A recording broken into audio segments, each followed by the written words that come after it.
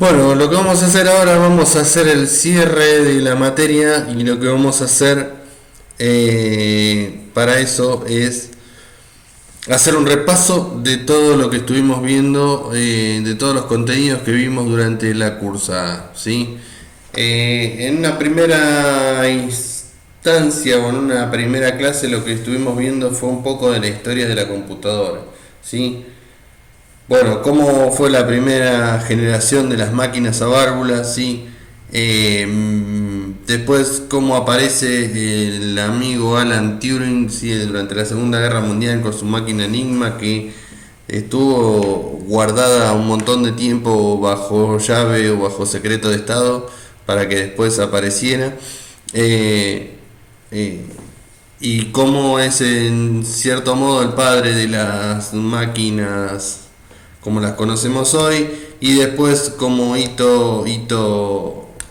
como segundo hito fundamental lo tenemos a John von Neumann, que es el padre de la arquitectura moderna, ¿sí?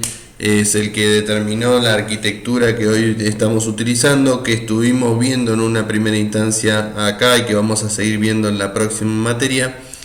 Eh, y que bueno, también en la próxima materia vamos a ver otras arquitecturas más allá de von Neumann, pero si bien, y vamos a ver que la arquitectura von Neumann, si bien sigue siendo la misma estructura, cambió. Hoy tenemos más de un procesador y bueno, y todas las complejidades que eso trae, que lo vamos a ver en la siguiente materia. Y después la segunda generación o la revolución que aparece con los transistores y los circuitos integrados, que hace que tengamos microprocesadores de muy alta velocidad y que tengamos millones de transistores en un cuadrado de silicio ínfimo, ¿sí? Estamos hablando de un procesador que tiene 4 por 4 centímetros por 4 centímetros, y ahí adentro tenemos millones de transistores, lo cual hizo que explotara la velocidad de procesamiento de las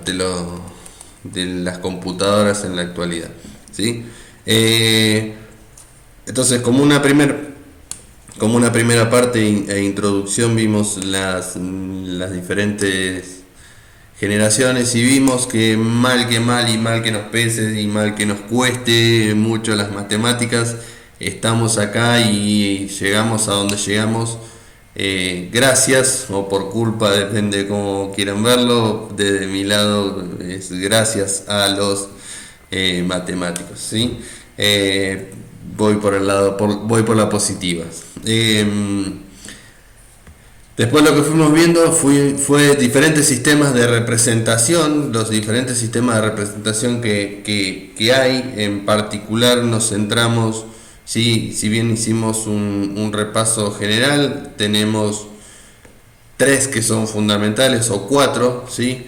El complemento a dos, ¿sí? El complemento a dos, dijimos que las máquinas actuales, los números con signo, los números enteros con signos los representan en formato complemento a 2, y lo estuvimos viendo en la práctica resolviendo ejercicios. Y después, cuando fuimos al assembler, vimos que escribimos un número y asignamos una variable con un número negativo, un número entero negativo, y vimos que lo escribió en complemento a 2, ¿sí?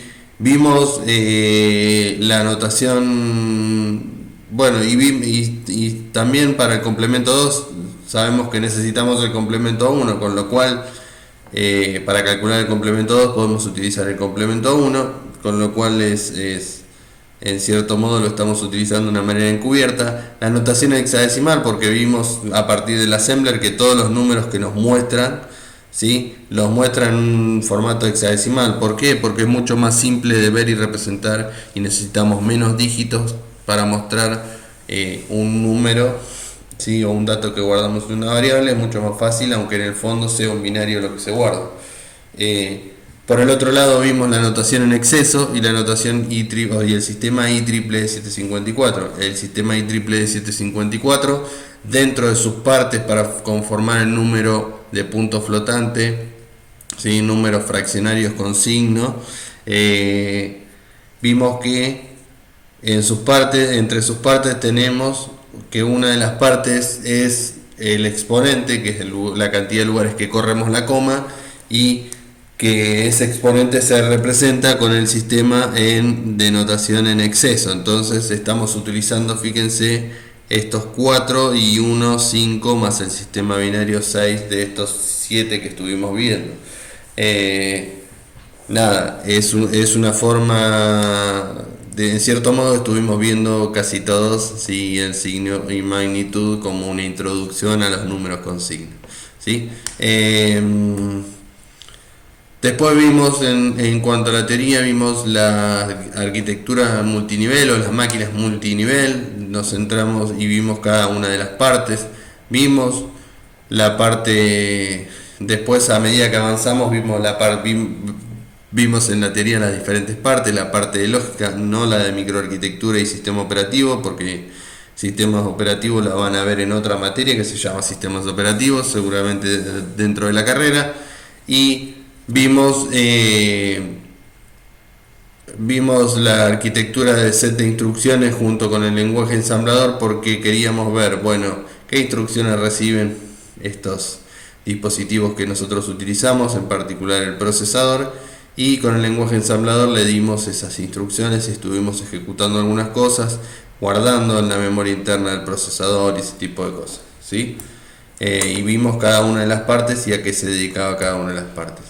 Después vimos la parte de aritmética digital, vimos sumas, restas y los flags, ¿sí? Vimos, bueno, de qué manera, si dijimos que la arquitectura que estamos trabajando en la arquitectura von Neumann tenía una de sus partes, el procesador es la unidad aritmética lógica que resuelve operaciones aritméticas y lógicas. Bueno, que vimos dos de esas operaciones aritméticas que son las sumas y restas, ¿sí? Y vemos qué flags de esas banderas o registros del procesador se activan a la hora de realizar las operaciones y de qué manera me indica que el resultado está bien, el resultado está mal, necesito más bits para representar el número o no, y cuál es el signo de la operación, ¿sí? Después nos metimos en la parte de lógica, ¿sí? De vuelta, teníamos una unidad aritmética, teníamos una unidad lógica, y siempre estamos trabajando, ¿sí? Siempre estamos en el nivel 0, que es el nivel de lógica digital.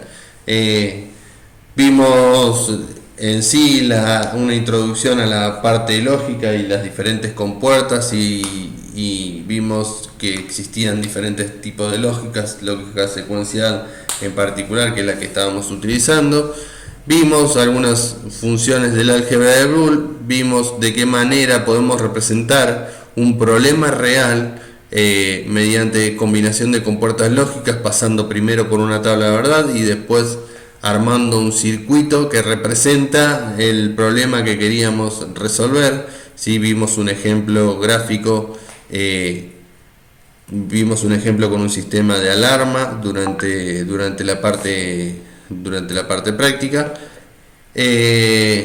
Vimos diferentes implementaciones de la lógica de transistores, TTL, vimos de qué manera escribir esas compuertas, esas funciones lógicas como suma de producto o producto de suma, dependiendo de si yo quiero representar los ceros o los unos de mi tabla de verdad, ¿sí? Y vemos de qué manera podemos minimizar nuestro circuito lógico para tener la menor cantidad de compuertas posibles y que siga resolviendo nuestro problema mediante mapas de Carnot. Vimos mapas de Carnot y de qué manera reducir, ¿sí?, esos circuitos. Y estuvimos viendo algo de la lógica transistor, TTL. ¿Por qué vimos esto? Porque después vimos que esas compuertas lógicas que nosotros estamos utilizando se representan en la realidad, en ese nivel de lógica digital, en ese nivel más bajo, que en la electrónica esa compuerta se representa con un transistor, ¿sí? Entonces para eso vimos diferentes chips, vimos diferentes circuitos integrados, vimos dentro de los chips, bueno, la parte de microprocesadores, cuántos transistores tenía dentro de un microprocesador, cuántas compuertas lógicas tiene un microprocesador ahí adentro, Y bueno, vimos esto que decíamos, que las compuertas lógicas se representan en la realidad con transistores, ¿sí? Después vimos otro tipo de circuitos, ¿sí? Vimos los circuitos diferentes circuitos combinacionales, como son los multiplexores y demultiplexores. Vimos para qué servían los multiplexores. Vimos el ejemplo del multiplexor como un ejemplo gráfico. El canal, ¿sí? Que viene por un cable y lo selecciono, ¿sí? Vienen todos los datos, vienen todos los canales a través del cable coaxil, ¿sí? Y yo con el control, y lo enchufo al televisor, y con el control remoto, con una entrada de selección, selecciono cuál de los canales voy a mostrar, o sea, cuál va a ser mi salida en la pantalla, ¿sí? Es un ejemplo por ahí más gráfico de ver un multiplexor. El de multiplexor es lo inverso, ¿sí? Decodificadores, vimos el ejemplo del display de 7 segmentos. Para decodificar, siempre yo voy a querer representar algo, en este caso quiero tener, por ejemplo, 4 bits y mostrar un número en un display de 7 segmentos, con lo cual nada, ahí tengo un decodificador y un ejemplo gráfico. Los comparadores, como comparo dos bits o más de 2 bits, qué compuertas utilizo, y vimos que todas estas cosas utilizan compuertas lógicas, ¿sí? Combinadas o conectadas de una manera particular. No es ni más ni menos que lo mismo que vimos en el ejemplo de, bueno, tengo que armar un circuito, tengo que combinar compuertas para resolver un problema particular, ¿sí? Después vimos los diferentes circuitos aritméticos, vimos desplazadores, de qué manera puedo desplazar, tengo un número binario, desplazar los bits. Vimos los sumadores, ¿sí? Diferentes. Vimos cómo realiza la suma un sumador de un bit, y teniendo en cuenta no solo la entrada, sino que la entrada del carry del bit vecino, para armar un sumador completo. Y vimos la unidad aritmética lógica y qué cosas tenía la unidad aritmética lógica ahí adentro. Vimos la parte de relojes, ¿sí? Para qué servían los relojes, cuál era la función principal de los relojes, algo de frecuencias, y estuvimos viendo la memoria, de qué manera funciona la memoria, y vimos diferentes, ¿sí? Combinaciones de compuertas para mantener el estado o mantener almacenado un bit, ¿sí? Para eso vimos los latches, ¿sí? Y que a ese latch le podíamos anexar un reloj, pero ese reloj funcionaba solamente, ¿sí? O cuando era un 0 o cuando era un 1. Después aparecieron los flip-flops, que son los latch, pero los latch con reloj, pero el flip-flop, la particularidad que en lugar de trabajar cuando es un 0 o un 1 el reloj, sino que va a trabajar en los flancos, en el flanco ascendente o en el flanco descendente.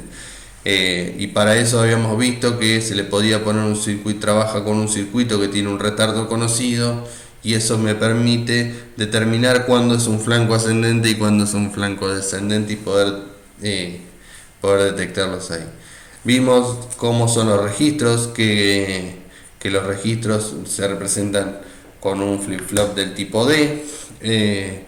Y después vimos de qué manera se organiza la memoria, vimos los diferentes tipos de memoria RAM, ¿sí? Vimos la SRAM, la DRAM y la SDRAM, de qué manera se forman, de qué manera están organizadas, ¿sí? Que yo la puedo determinar como una sola columna con un montón de celdas una debajo de la otra, la puedo ver como una matriz, ¿sí? Donde voy a tener un decodificador que me permita seleccionar cuál es la dirección. Yo voy a entrar con n bits y voy a tener 2 a la n posibilidades. Voy a necesitar un decodificador para seleccionar qué celda de memoria es a la que quiero acceder. Vimos diferentes chips y después nos metimos en la parte de memoria RAM y ROM y vimos los diferentes tipos de memoria ROM que existían, ¿sí? Por último estuvimos viendo la parte de CPU, y buses, qué terminales tiene una CPU, qué interconexiones. Ya habíamos visto, ¿sí? Ya habíamos visto en particular acá cómo funcionaba un desplazador, un sumador y una ALU, que estos circuitos aritméticos están dentro de la CPU. estos circuitos están dentro de la CPU, el reloj trabaja en manera conjunta con la CPU necesita de un reloj, y los diferentes buses que existían. ¿Por qué? Porque yo tengo una memoria principal, un reloj y una CPU que se van a conectar entre sí. ¿De qué manera? Bueno, vimos que se conectan a través de un bus. El bus se divide en tres partes para evitar congestiones: un bus de control de direcciones y de datos. El bus de control va a determinar qué operación es la que quiero hacer, ¿sí? Leer de memoria, por ejemplo, escribir en memoria o lo que sea. Si voy a leer o escribir en memoria, sobre qué dirección y qué dato, ¿sí? De vuelta, si voy a escribir, voy a poner en el bus de datos el dato que voy a escribir, y si voy a leer, la memoria me devolverá en el bus de datos el dato que fue leído. ¿Qué influía en particular el ancho del bus? ¿En qué manera influía la temporización del bus? ¿Sí? Si yo tengo un bus más ancho, me voy a permitir trabajar, ¿sí? Voy a permitir traer más datos y voy a poder direccionar más direcciones, valga la redundancia, ¿sí? Voy a poder acceder a mayor cantidad de direcciones. Obviamente a más bits, más cantidad de números voy a poder representar, más direcciones voy a poder acceder. Temporización del bus y además arbitraje del bus. ¿Qué pasa cuando el bus en realidad está congestionado? ¿De qué manera se resuelven los conflictos de que dos dispositivos quieran transmitir un dato o leer un dato, lo que sea del bus? Y después, por último, vimos el bus basado en puente norte y puente sur, que hoy está tendiendo a desaparecer, pero que son el sistema de bus que utilizan las computadoras. ¿Qué es lo que sucede? Bueno, tengo un puente que nuclea o un chipset que nuclea la administración de ciertos buses, y otro chipset, otro especie de procesador que administra otro tipo de buses, y lo cual lo que hace es desliga un poco del trabajo a la CPU, ¿sí? Y de la administración de, a su vez, los buses. Y por último, lo que vimos es la arquitectura de set de instrucciones. De vuelta, vamos a la primera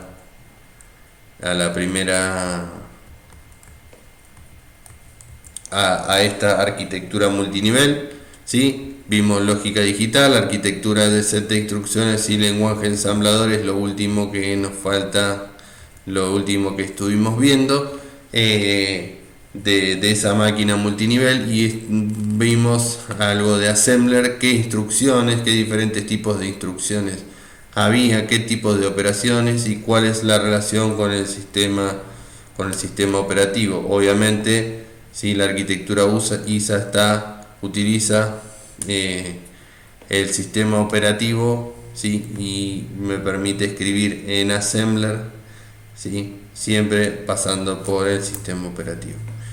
Y por último vimos un repaso general de la arquitectura von Neumann, ¿sí? Que registros, la unidad de control, la unidad aritmética lógica, ¿sí? Memoria, sistema de entrada-salida, ciclo de instrucción y ciclo de ejecución.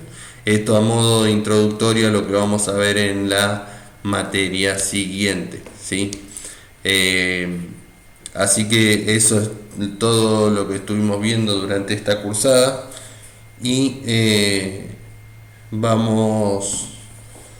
con esto vamos a cerrar con este repaso y enumerando un poco todo lo que estuvimos viendo y todo lo relevante de lo que estuvimos viendo a lo largo de la cursada. Y de vuelta en la cursada, en la materia que viene, vamos a estar viendo otro tipo de arquitecturas. Vamos a ver de qué manera funcionan la arquitectura von Neumann con más de un procesador, la arquitectura Harvard, que es otra arquitectura de microcontroladores, y las GPU, de qué manera funcionan. Así que eso es todo por esta materia. Un pequeño dibujito para cerrar, Sí, si aprobaron el primer parcial, si resuelven esto es porque sí, si la salida ahí tengo un 1 es porque nos vemos en el final y nos vemos en la siguiente materia. Espero que la salida de este circuito sea un 1, sí, es lo que esperamos y es por el motivo que estamos acá. El objetivo siempre es que ustedes entiendan y aprendan lo que estamos viendo y en este caso el funcionamiento de la PC por dentro. Y bueno, nos vemos en el final y nos vemos en la siguiente materia. Un abrazo, saludo, beso, nos estamos viendo. Hasta luego. Cualquier duda o consulta, escriben de vuelta, escriben en los comentarios del video o por la plataforma o todos los medios que nos estuvimos comunicando hasta el momento. Nos vemos en el final, nos vemos en la próxima materia. Hasta luego. Adiós.